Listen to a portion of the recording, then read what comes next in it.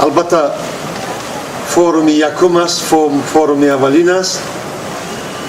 بنابراین در فورم های من بعد ما پیشنهاد میکنیم که تمام سهامان، تمام شرکت ها، رهبران شرکت ها، خواجگی های دهقانی، تمام رهبران مؤسسه های تجارتی و ساختمانی و بلاک کارهای اجتماعی دولتی غیر دولتی رهبریتش من در نظر دارم در این فورم حضور داشته باشند، خصوصا هنگام معرفی پروژه ها، برنامه ها که از طرف دانشجویان صورت میگیرند.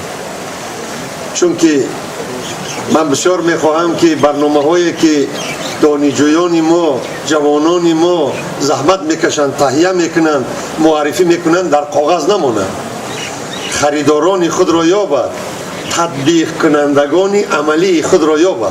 فورومی که برگزار گردیده شده است از 7 کشور جهان زیاده از 22 نفر نماینده ها شرکت ورزیده دارد. بغیر اون که مهمانی داخلی، یعنی من در نظر دارم از 68 شهر ناحیه تاجیکستان. از جوانان چی؟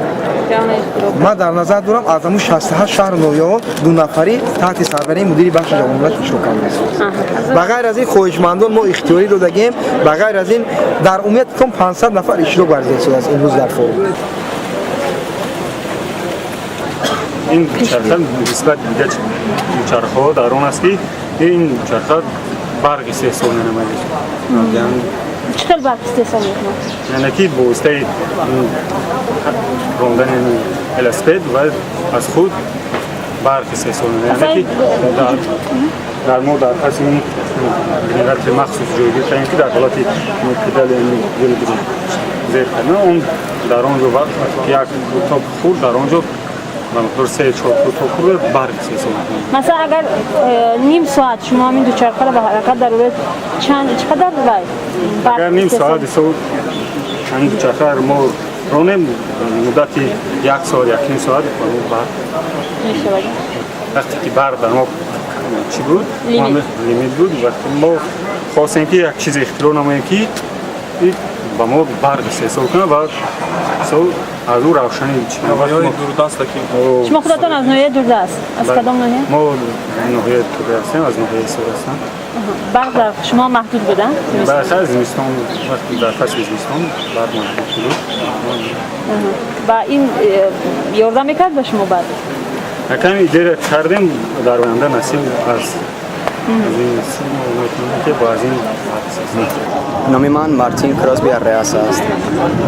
دانشجوی آمریکاییم. از ماه ینور به دانشگاه تکنولوژی تاجیکستان آمدم و تا 15 یون اینجا میمونم، بعد آمریکا برمیگردم. دانشگاه من دانشگاه ایالت نیوجرسی روابط به دانشگاه تکنولوژی تاجیکستان دارد. یک کانترکت دارد. مثلا من که الان اینجا هستم و یک دانشجوی تاجیک به نیوجرسی رفت، اکسچنج به زبان انگلیسی میگیم، نمیدونم به تاجیکی چی میشه، لیکن ما چی روابط داریم و با فکر من خوب است. این یک خیلی از روابط بین المللی است که کشوری ما نزدیکتر میشن. خوب است.